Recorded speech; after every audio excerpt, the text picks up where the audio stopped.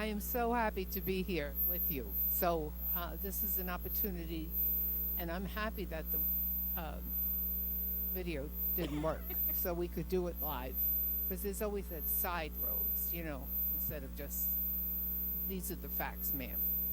So we did this for Francis Week at St. Bonaventure. They included us for a panel on the plight of the immigrant because we had just come back from the experience. And it was from Jim Mahar, who has Bonas Responds. I don't know if you know Jim. We should at this point. And then, so Lucy pretty much told us what was happening, But Jim told us, showed us a video of this man from, do you know where he was from? Oh, Honduras. And he actually gave the video. The man made the video, but we couldn't see him. We could see just the top of his head because he cannot be identified because of what he has done regarding his story. And I think, Lucy, it's a heartbreaking story, really, but it gives you the sense of what's happening at the border. Okay, Lucy? This man was interviewed, but his identity was not revealed as a precaution.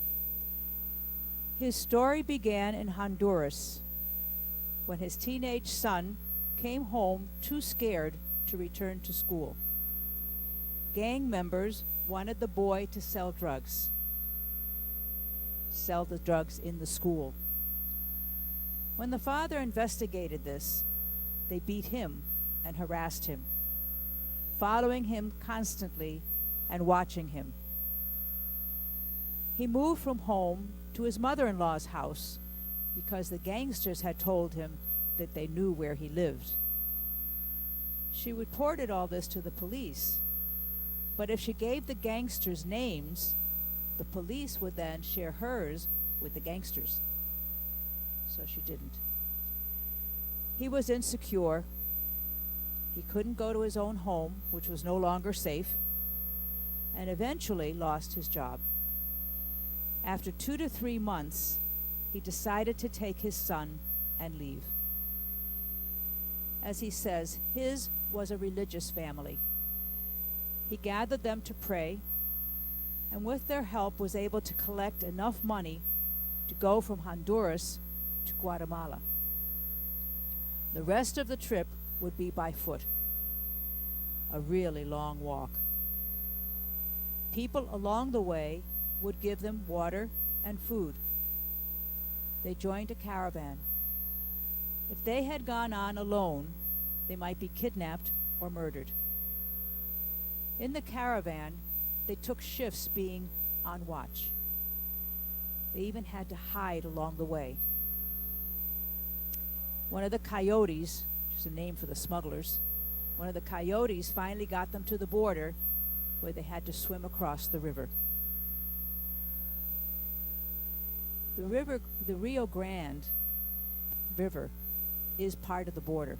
So when they talk about swimming the river, they're swimming across the border. Border Patrol took them to a detention center, took everything they had from them and didn't return it, and threw them on the ground. He was mistreated and called names. His sweatshirt was taken away, and they were put with others in a very cold room referred to as the freezer. His son was shivering. They were told that this was to kill the bacteria that they were carrying. They had to sleep there and then were then put on a bus. He had come all this way to save his family, and when he arrived was mistreated. He had been treated as a criminal with feet tied and anchored to a chair, handcuffed and with nothing to eat.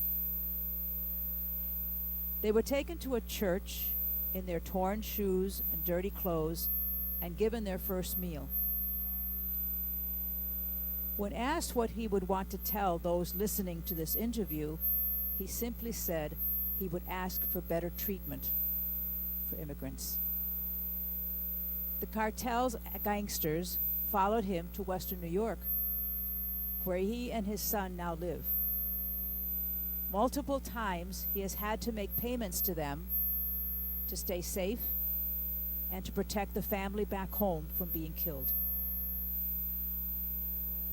He had arrived in the States during the time of a change in our administration, and the legal process involved changes in rules. When he made it to court, he was not allowed to have an interpreter because of COVID. For his initial arraignment, he was given a list of attorneys and suggestions to select certain ones. Turns out those cost $10,000 to $15,000. Because he had no documentation to prove his case, his asylum appeal was denied, and he is slated for deportation. He has to check in every month. In the midst of this situation, he has remained optimistic. He has a strong belief in God, and that everyone that comes into his path is there for a reason. He has a lot of hope. In the video that we didn't show you, you could see the top of the man's head as he was talking in Spanish and somebody else was translating into English. But they obviously didn't, say more about where he is and so forth.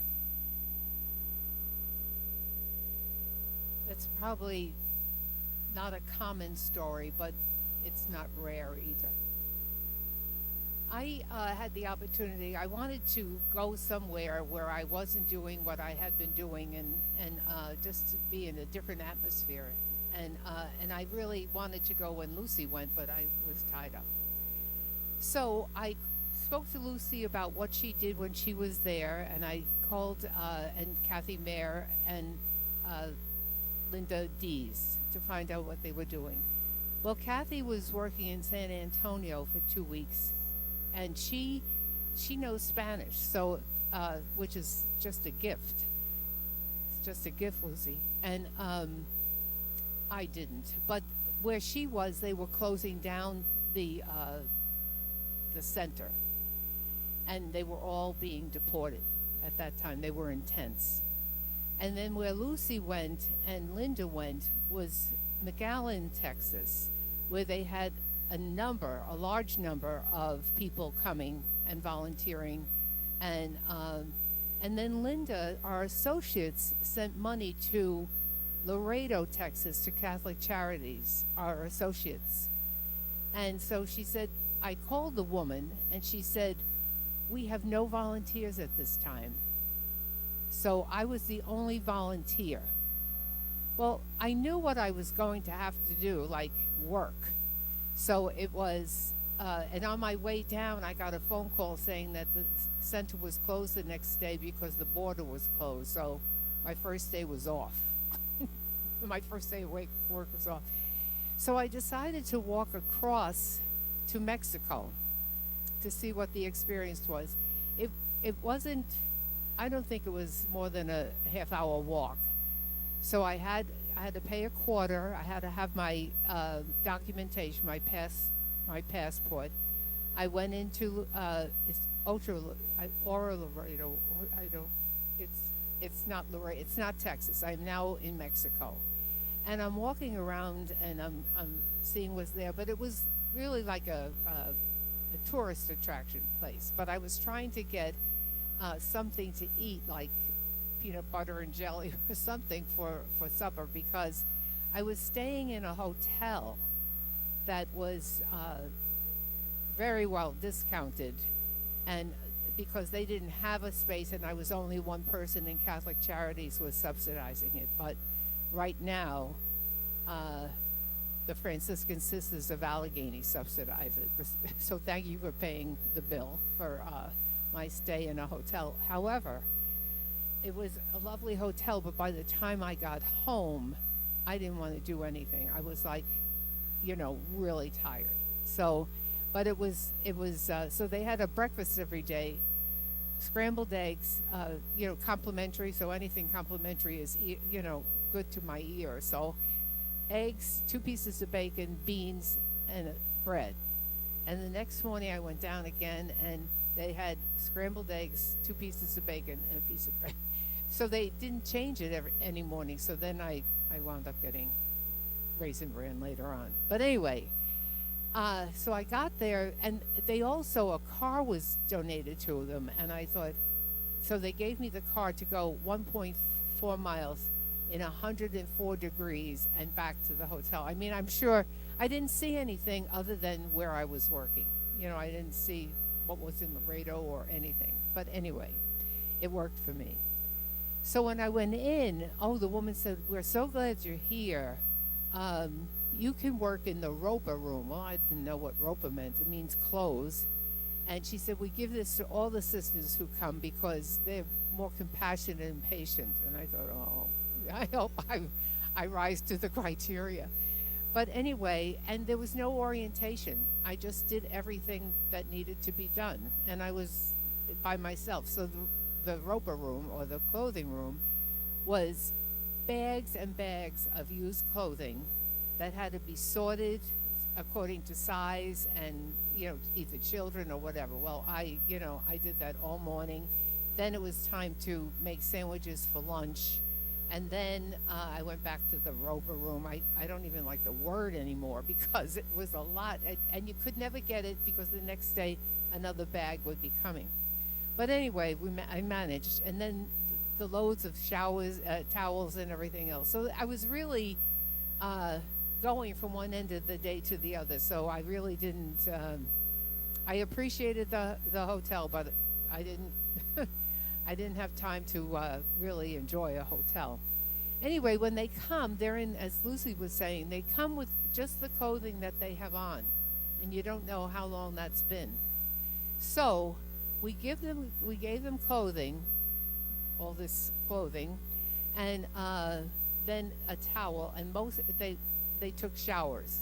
But even before that, they had to fill out some forms and arrange a date for their court appearance when they got to the place where they were going. Where I was the last stop for them. So they had to arrange bus schedules, not them, but their relatives or family or whatever, that they were actually there. However, we had about 50 in the morning and 50 in the afternoon. So it was a constant movement. And they have to fill out this court paper, and a date is actually given to them there in Texas, to wherever they're going, and they have to plead their case before a local judge to see if they can get asylum. So it's kind of a hit and miss, but it's more of a miss because 10 to 12% of those who enter our country are allowed asylum. The rest are deported. That's phenomenal. I mean, 1 out of every 10 gets in to go through the process, to continue on with the process. That floored me. I just, they had such hope.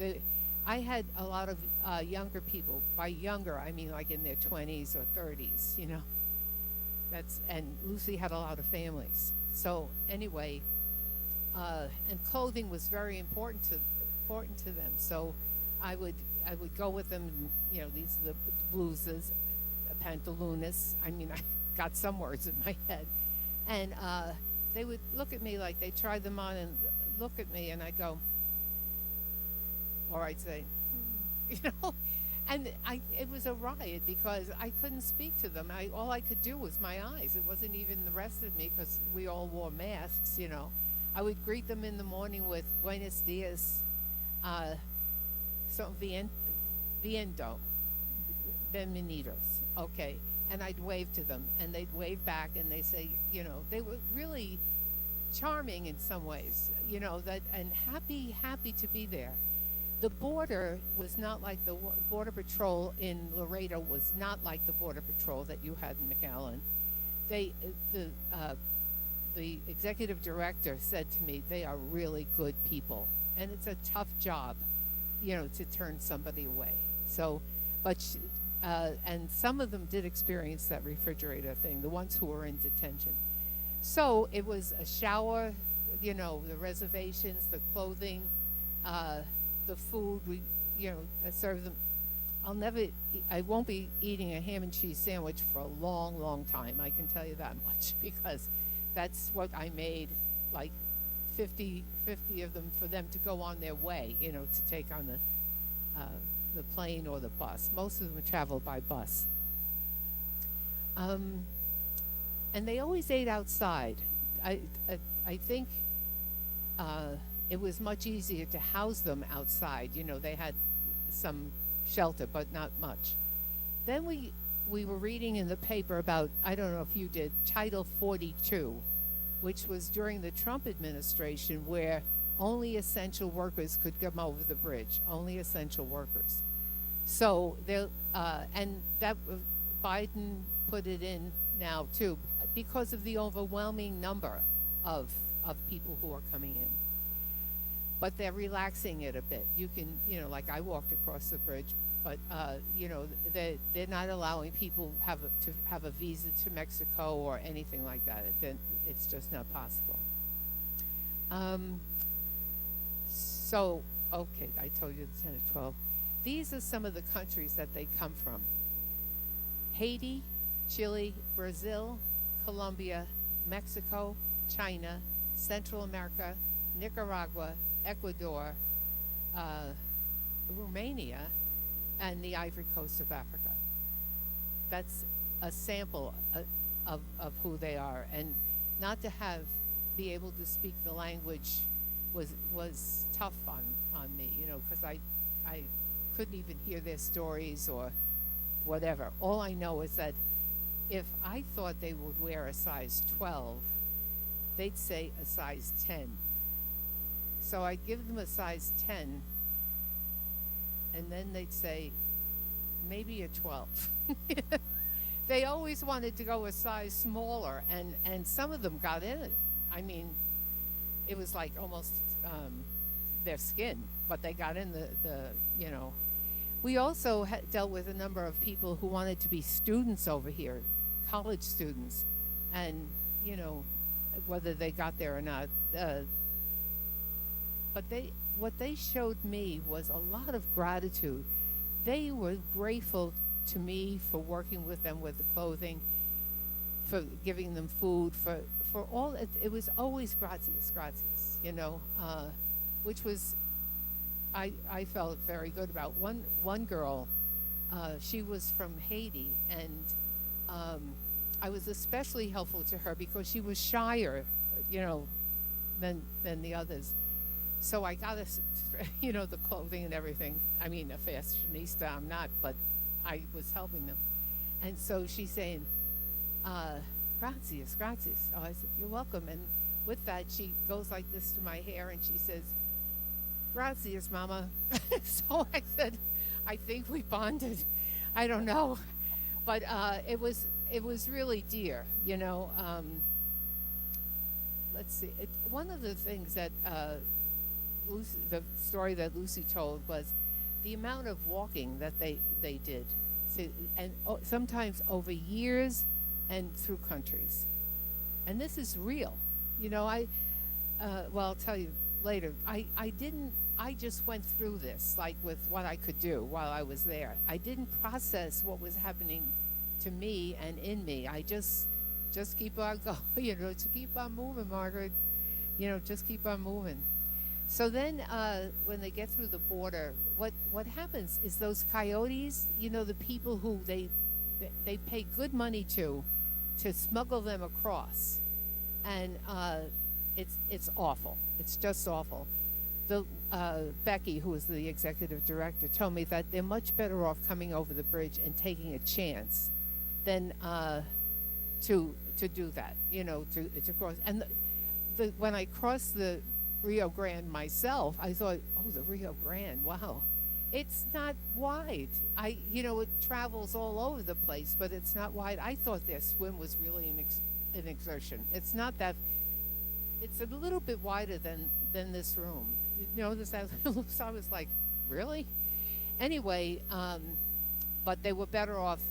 They'd get a better chance. And she said, particularly in Laredo, because the Border Patrol was good there. But one of the the cartels, then they have a lot of gangs, and these cartels, and I'll tell you two stories, that they get them into human trafficking, selling their children, prostitution, because if not, they promise to kill the rest of their family. They promise to kill the rest of their family. So anyway, that's what happens. COVID didn't. I don't know whether it helped or didn't help, but and some of these instances teach us that we really are a global society. COVID has taught us that. We're not the only place that got COVID. You know, it's a world problem. But I have two stories, and I hope I can see it to.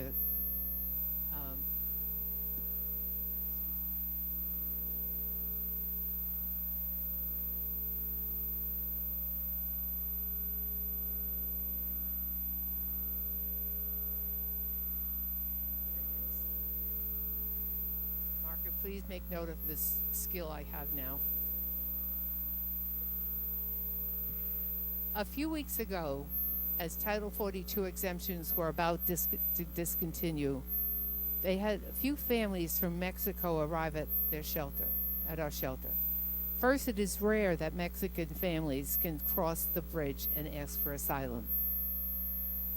Now, it's a 15-minute walk across. The two families seemed desperate and expressed a lot of sadness. Their families are not related. The families consisted of a mother and two children. As I interviewed them for their intake form, I learned that they had each lost their husband.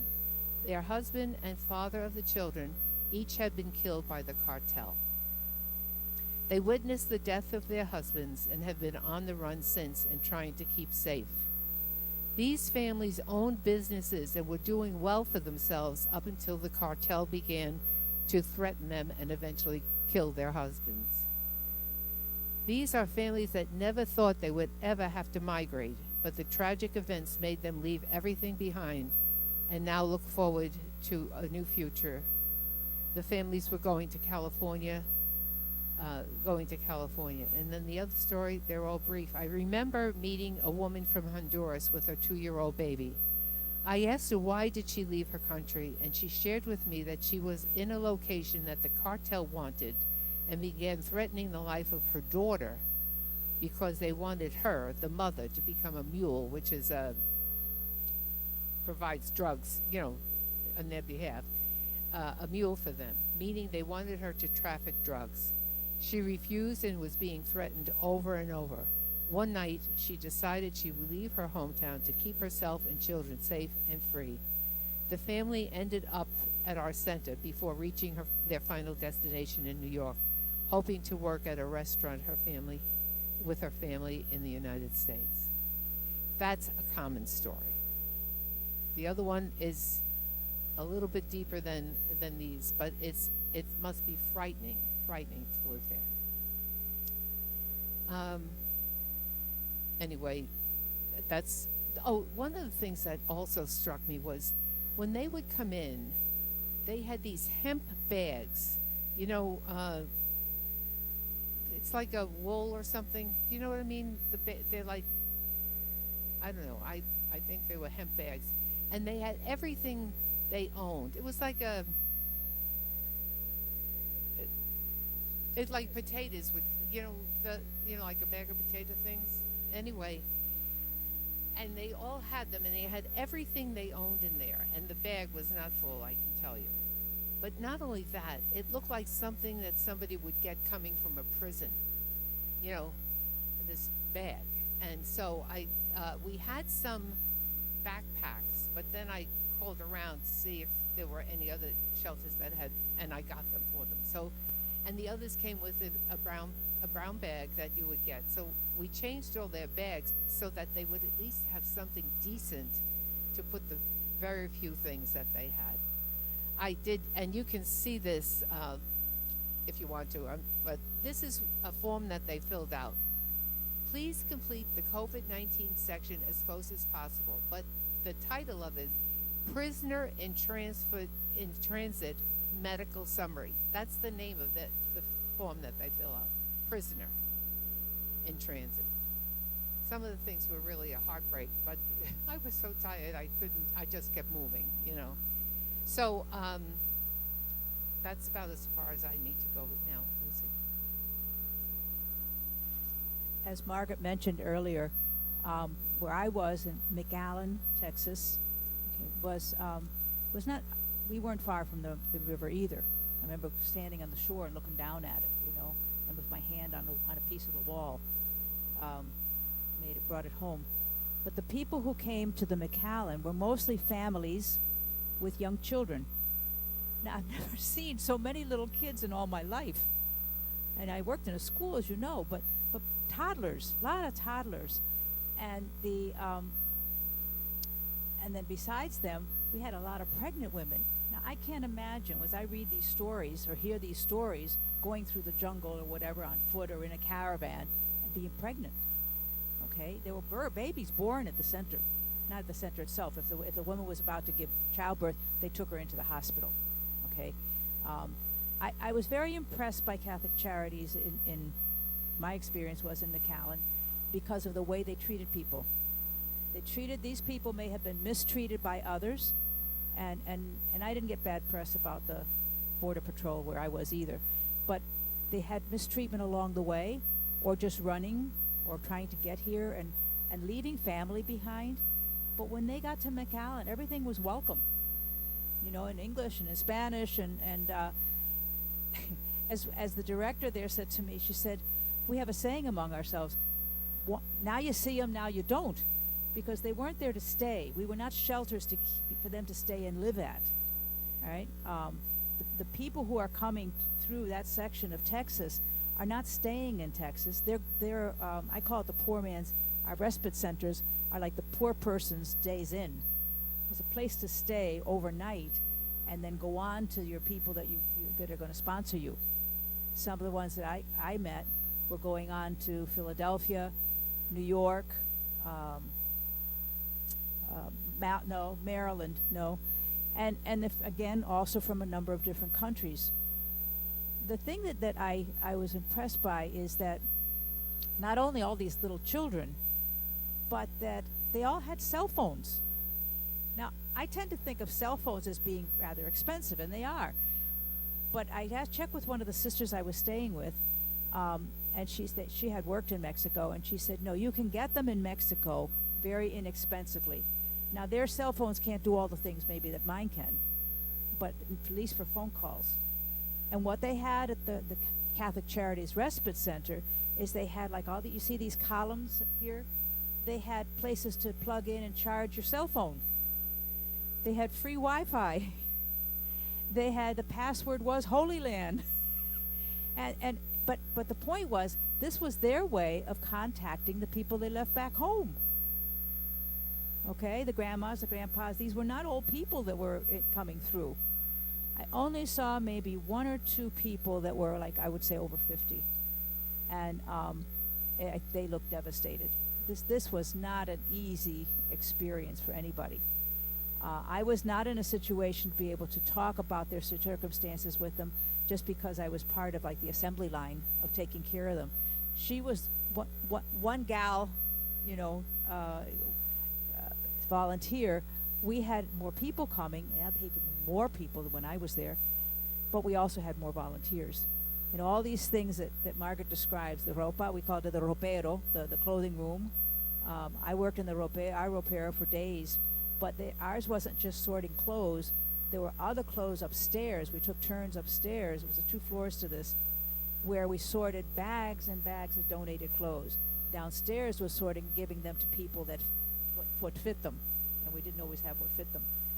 It was tedious and it was hard, but at least you were doing something. I think for me, that was not the hard part. The hard part was having to say to people in Spanish, no puedo, I can't. It was not being able to do more for them. That was more heartbreaking. You know, seeing people who might come to you and say, stop you, and we had like volunteer bags that we wore, would stop you and say, I'm going to take a shower. Can I get a change of clothes? I'm leaving in the bus this afternoon. And I'd have to look at them and say, lo siento, I'm sorry, because there were 100 other people in the line ahead of them. You know, and in fairness to them, they had been standing there or sitting in the room. It was, I couldn't imagine when Sister Mary, who was a Little Falls, a Minnesota Franciscan that I was staying with, and so that's where Linda D stayed with when she went. When they told me later on, months later, that the numbers from what I had seen had increased 400%. When I was there, we thought 200 people on a day was a lot. One weekend they had 600 that they served a meal to. And we thought, wow, how'd they do 600? When when Linda was there, she described it as a sea of people. You're like wall to elbow to elbow. That was not my experience. So I think I had more of an experience one-on-one, even if it's just giving them clothes or something to eat or something. I can't fathom the numbers. The last one I heard was they had like 1,000 or so. They had a large number of them that had come in that were then escorted outside to taking them to camp. I don't know what camp was. We had no camp. But by now they've got some of the local churches involved as well. You know, this all started out, the one in McAllen, in a church parish hall is where they started to put people up. And now they're engaging other churches as well. But back to this one day, this large group went off to, quotes, camp. And this was now under the auspices of Catholic Charities. This was not a punishment, okay? Because that afternoon, and 1,200 more were coming. I hear those feet. I can't fathom. I can't picture it. I can picture the one-on-one. Like the little boy. You had somebody who said, "You what, Mama, with the hair?" I had a little boy come behind me. I was standing at a counter that we called the farmacia, the pharmacy. I used to call it the Walgreens in my own head because you could get diapers, cough drops. You didn't get any prescription medications, okay? But you could get the kinds of things that you would get that are CVS and so forth. You name it. But I was standing there looking in at it, and I feel these little arms around my waist. Now, somebody asked me if I did a lot of hugging of kids and so forth. My response from here, one of the sisters, my response was, remember, this is COVID precaution time. We have to keep our distance wherever we are. Well, there wasn't as much distance there, I'll be honest with you. But I see these little arms around the back of me, and I turn around, and here's a smiling little, maybe 5 or 6 year old, and he says to me, I don't know how well you know your Spanish, Abuela. That's right. First time I've been called grandma. So you were mama, but I was grandma. I think even though we were sizing them up, all the volunteers, because you hear different things that sisters write or others, give their tales. One of the common things is our surprise at who they were and what they've been through, but also their surprise at one of the sisters that worked in the same place where Kathy Mayer was, San Antonio, where they had the 1,000+ unaccompanied minors in this huge coliseum. That was different than where we were. But this one sister said at least 4 kids came up to her at one point or another and said, "How old are you?"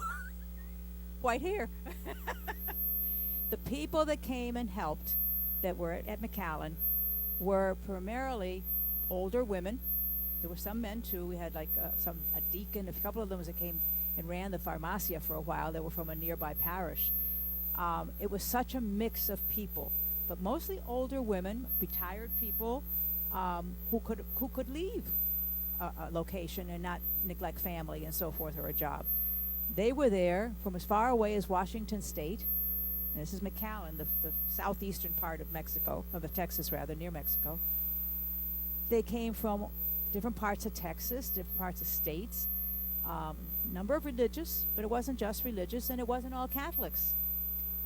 And then we had groups from colleges. That's when I looked the other day at the panel that we had at Bonas and looked at the Bonas students and said, and I kept thinking, Bonas! So maybe someday a group will go. But these college groups quite often came accompanied by some other adult, professor or whatever. One group from Benedictine's college came with a Benedictine monk with them, habit and all. And they were in our apparel, and they were doing all the things. But anyhow, it was a sense of church. We were all interacting for the good of one another. And it didn't matter what state you were from, and it didn't matter what country they were from. We weren't there to work that out. We were there just to do what we could. And sometimes to do what we could was very simple. It was the things you described. One of my favorite jobs was giving out coloring sheets and crayons. And I almost feel guilty for feeling it was such a great idea, but it made the kids happy. And we also had them in order to get the coloring sheet, they had to get a children's mask too. We wanted to keep the kids safe, you know. Would you like I could go on.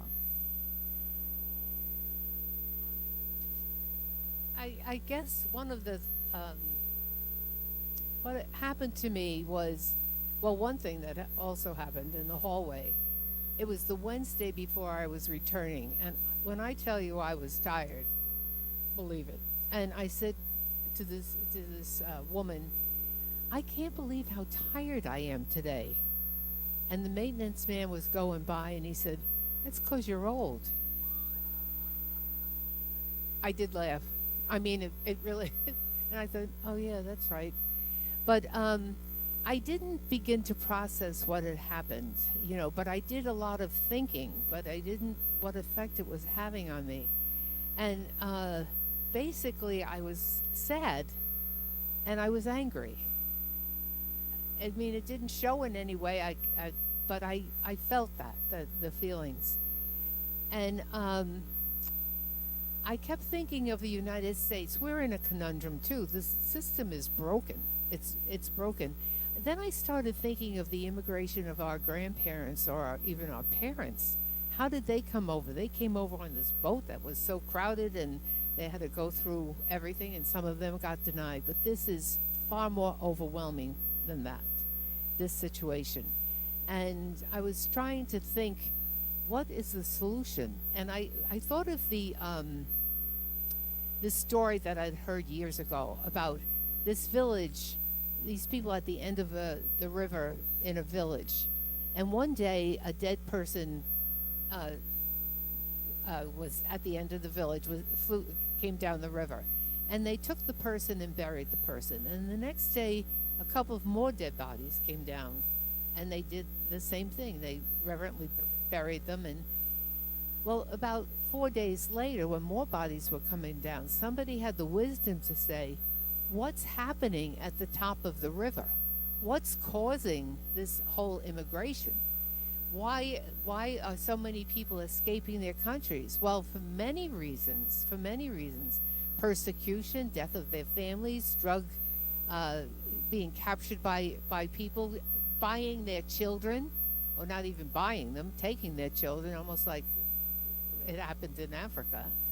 So what's really happening? And I was thinking of, what is the solution? I don't know the solution. And everybody says, this is the problem. We don't have the solution. Well, we don't. And it's not just one solution that we need. We have a role to play in this.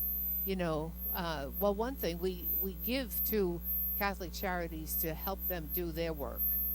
And we've given, I heard that you each one of you, or not each one of you, but you gave to the people in Haiti. That's one way. The prayer support is another way. But we need to look at the system. What's causing this in the first place? So we have to determine and decide where we're going to put our energy.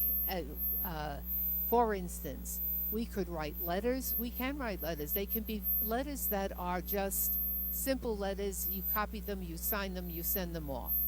Or you can write your own letter, or you can make phone calls. We did all this at Bread for the World about world hunger, and it was a methodology that worked. And we can call our senators, and we can call all these people. It's not hard, and we can come up with some more things. But it made me think of a story. Years and years ago, I went to a religious ed conference, and they had a play. Well, I love a play. So I went to the play, and it was about these two Native American tribes fighting each other, killing each other, until the solution for them was that the chief of the tribe of one of the tribes and the chief of the tribe of the other exchanged children. One gave his child to the other chief, and one gave his child to the other. In other words, they were not going to war against their own child. I mean, it's a dream. But if we don't get to know people and really love them, relationship is the key to the whole thing. I mean, we've been hearing it for so long, brother and sister to each other and all of creation, that interculturality that, we took some courses on the internet and everything, but it's the relationships that's going to do it. And do we do it through war? I don't think so. I know not. But I don't know how many countries are at war, but we have to think of what we're doing. I went back to the thought of, do you remember the School of the Americas? Are you too young? And we were teaching people how to make war. And we supplied them with guns. And how was that helping in the world? I don't think it did. I mean, I think it just propagated it and made despots out of a lot of people. So how are we funding things? What are we funding? Who do we have to relate to? What do we have to do? It's those kind of questions that we can say to ourselves, what's happening at the top of the river? But we really have to think it through, I believe. I also, when I was looking up the School of the Americas, I remembered we took a stand on gun control. The United States of America is the supplier of ammunition and guns for 98% of the world. So we're giving guns to, I was trying to think of all those countries. We gave them weapons, and we taught, not only that, but we taught them how to use them. So what are we doing? I mean, I think what's happening at the top of the river? What are we doing? And we can advocate on behalf of that, of behalf of let us seek peace, not war. Let us be compassionate, not cruel. And it's possible for us here, right now, in our place, to do that. So anyway, it takes a lot of thinking, though, and that's where I've been. Like the story about the two chiefs, that was a unique solution to them. You don't fight against family. But it's something like that needs to happen with our dreaming. When we were talking to the young people at Bonaventure, they asked for some suggestions. And one of the suggestions I gave was, we need to read Fratelli Tutti. It's not just the Pope's business, it's our business. It's a world business. And then for us especially, Laudato Si. And really listen to what God is saying to us through this. And then the other thing, I just got it out of the library today, is the Pope's new Let Us Dream. And it's shorter, I'm just saying, to encourage you. But he's got it. He's got the Franciscan world view.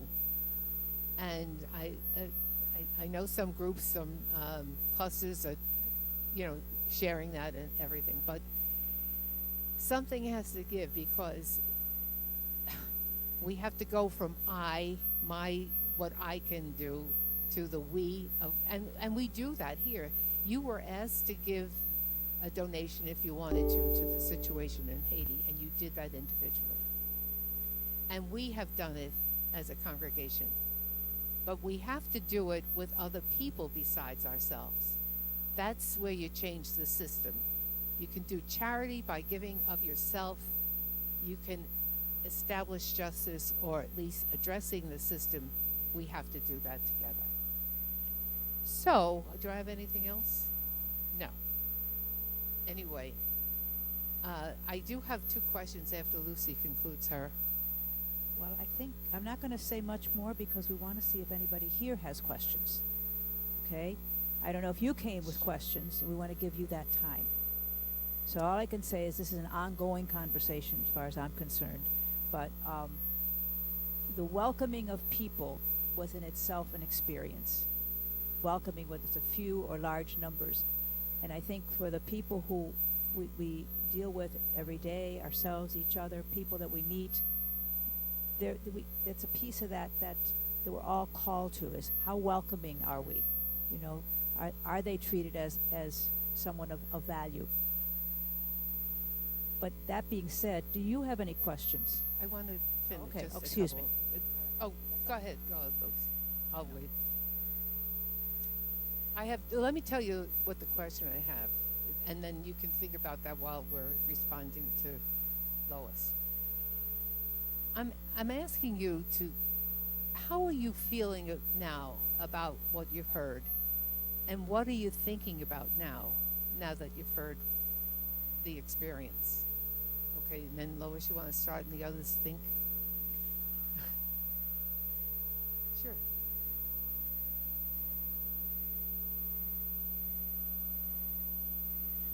You said, Margaret, they accept about 3 people and send the other 7 back. What?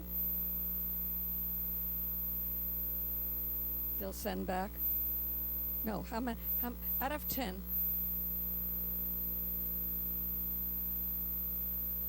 For what reason do they tell them?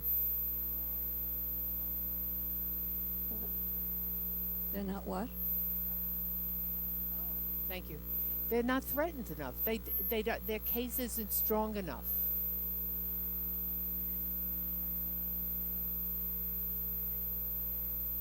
He didn't have proof. They have to get, does he have a record, and is it really true that what they're saying? Yeah. It's awful. And it goes by degrees. Now this man, I think that's a stronger story in one sense, although children, but he did not get asylum. And it depends on the judge. It's an individual thing. Anyway. It just sounds like an awful lot of people being turned away. There are an awful lot of people being turned away. When I got to the airport, I saw some of our people, they were on the plane to Dallas, Fort Worth with me. And they had their backpacks instead of their bags, which pleased me. And they waved to me and everything, because it was like I was one of the people that they met in America and welcomed them. They got up and, came over and everything. It was wonderful. So, who knows? And I look at them, and that's where I get sad. Are they going to make it? Are they going to make being able to stay? Some of them will just stay and let take their chances, even if they get refused. Can you hear me? Do any of the people ever reach their destination? You talked about New York. How do they get there?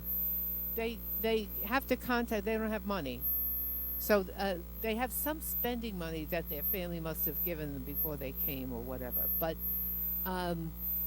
they go to the judge. That they keep the date in New York of the court, and if their case is strong enough, they'll stay.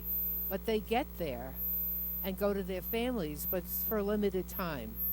Like this man that Lucy described, he has to check in every month because he was refused asylum. But they get there. They get to the family, or they arrive. My experience in McAllen was whoever their family member or sponsor, it could be a sponsor without being a family member, is responsible to pay their way. So these planes and buses that they were getting, that they were going off in, had been paid. That flight had been paid for whoever they were going to. And when they get deported, they get deported by U.S. money. The United States pays their deportation. So there's 2 groups of people going. Those who have know that they can reach their destination, and that those are just coming. They're leaving their country in fear and everything. Well, see, those are the ones. What about them? They're not different people. the ones that are going on these buses and planes to family or sponsors also came from fear. Also lost everything they had. I watched them come in the door to the respite center where I was, not with any bags. They had nothing. What they were asking for was something to carry the few things they got from us. But what they had been taken away. There's an excellent book. It's called When the Line Becomes a River. It's a story of a border patrolman. He wrote his own story, and it's well done by Francisco Cantu. And basically, it's the river is a moving border because it changes its shape.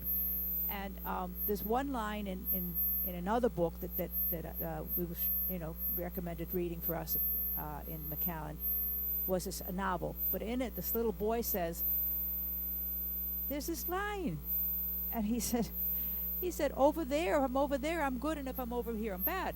And if I cross from here to over there, then I'm considered bad." And I thought, it's the people that we dealt with. I didn't know all their stories. I mean, I've heard stories from others and so forth, but I didn't have the time to know their stories. But regardless of what their individual stories were, I mean, some of the people had the mud on their pants. We were looking for clothes for them. Some of the people had no shoelaces. The Border Patrol, that's known. Border Patrol makes them take off their shoelaces and their belts. Okay? After they interview them. And some of them had done time, I don't know. But we didn't know all that. We just knew that they had come and we were to help them. But even the ones that you see that end up being able to stay may have come from as desperate a situation or not. I can't tell you all their individual stories. Okay. Anybody else? So I want to go back to, go ahead, Helen. When you were talking about all the different countries that the people are coming from, 15 or whatever, I couldn't help but think how we are all one body in Christ, and it doesn't matter where you're from. Right. But the system is really broken. I think I'm looking forward to reading the Let Us Dream to see what the Pope has to say about dreaming. My question to you was, after hearing all this, what are you feeling? What are you thinking? If you have a response.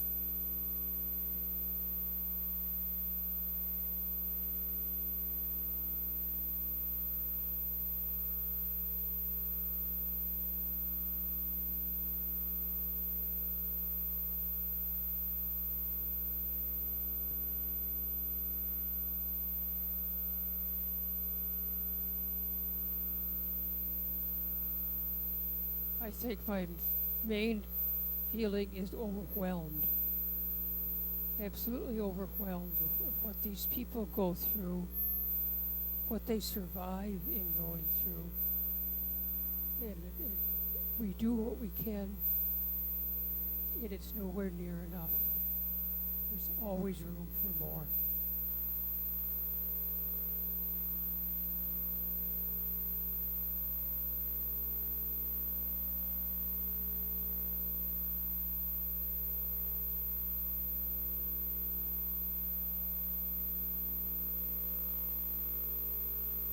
I'm not going to directly answer the question, but I want to thank you for both of you for this presentation.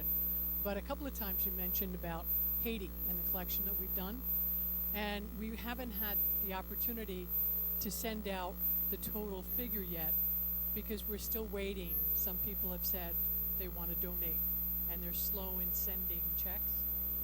But I just want to let you know, since it's been mentioned here, so far we've collected over $8,000. And your donation individually and as a community is significant in that donation. So I just want to let you know that, and we'll be sending out the information soon, as soon as we get the rest. But thank you for this. I think, it is overwhelming. But I think how can we help and support those who can go to the border, other congregations that are serving there, other church communities, you know, that are active there. So that's a possibility too.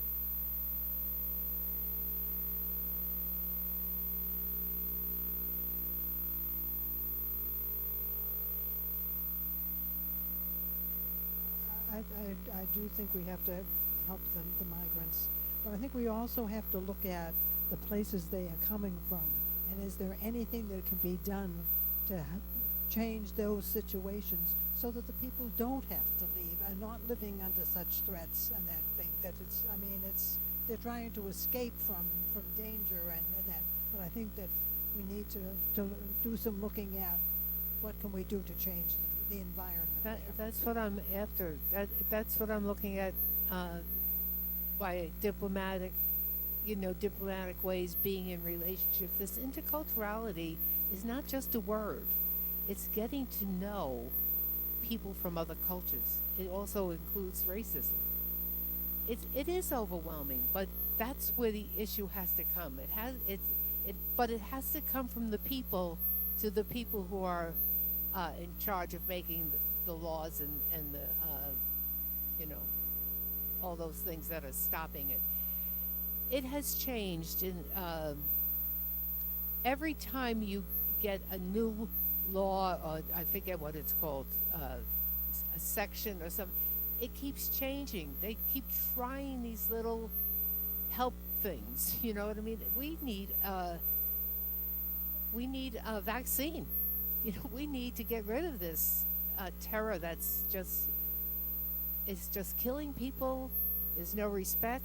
There's the human dignity, which is ours as Franciscan, and number one for me, that the human reality because of our Creator. You know, it has to be with the human, I believe, and maybe the land will the care of our sister Mother Earth would be a help, because there's a parallel there, a direct connection. But it's the people who are making the decisions that we have to be able to influence to help that. Thank you. Two quick responses to that. One of the comments during the session at Bonas was that they said that one of the this was Jim Mahar was saying it, that one of the issues that we have to face in the current century will be migration. Not just this migration we're described, but throughout the world. And I said this one little girl described that this one little girl's hair was such disheveled and so forth, and that reminded me of Serbia. And I thought afterwards, why did I say Serbia? So I looked up Serbia. I think I was really thinking Syria. I looked up Serbia, and Serbia had refugees in 1992 that were escaping Iraq, Afghanistan, and I forget the third country, and they were trying to get into Europe. And I remember those newscasts and so forth, and thinking, oh, those poor people, and oh, how nasty that they don't want to let them in. I thought, duh. But it's not new, and a lot of those countries still have refugees. Some people have not gone back home and don't have a real home. They might be living in a tent still. That's Serbia. Part of the thing with the migration also is climate change. The people leaving Honduras, some of them is because they lost everything in the two huge hurricanes that they had last fall, one right after the other. Alba's family's house got wiped out, and they've rebuilt, but there's all kinds of things that were devastated that aren't there anymore. So they're not leaving. Not all of them are leaving because of criminals. Some of them are leaving by what has happened in their own country's natural disasters. So working for climate change is another piece. They're all kind of interconnected. We just have to see what is ours to do. One little girl at the respite center came out and gave another sister and myself, a tiny little kid. She came out and she said she had something for us, and she gave us each a cough drop. That's all she had. She gave us, she's with little migrant kids. She gave us each a cough drop. And, well, we have to figure out what's my cough drop to give. That's all.